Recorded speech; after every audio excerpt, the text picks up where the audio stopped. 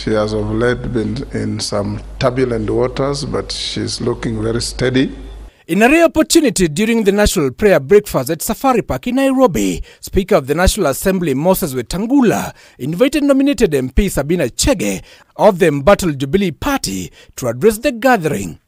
Sabina, come forward.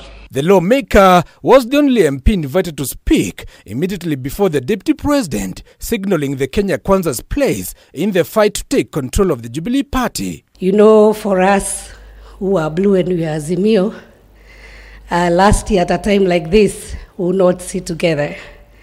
And when the election ended, we spoke today about reconciliation. Some of us chose the path to reconciliation, to consider Kenya first, and we believe that Kenya is bigger than any one of us. Chege announcing that Jubilee MPs will back President William Ruto's government agenda despite being legal in the Azimio coalition. On the same tone of reconciliation, I pray to my colleagues in Parliament that they also reconcile with me.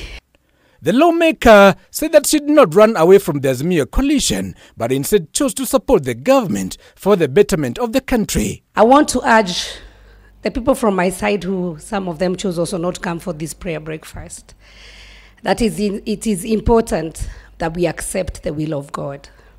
It is us who handed over the power, and so it is necessary that we support the government of the day, not for ourselves, but for the betterment of Kenya.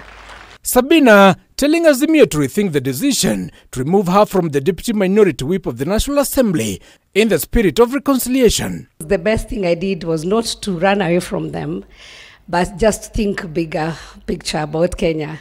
And so, Mr. Speaker, as they plan to remove me as a Deputy Minority Whip, I hope that you'll also look at me with a better eye, and I also extend the same branch to my colleagues in Azimio, because there's nothing wrong I've done. The Kanini Kega faction of the Jubilee Party ratified Sabina Chege as the leader of Jubilee in the National Assembly and acting party leader, setting in opposition from the former President Uhuru Kenyatta.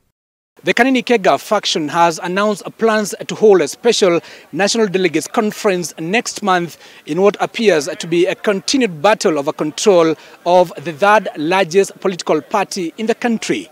Giverson Minor, K24, Safari Park, Nairobi.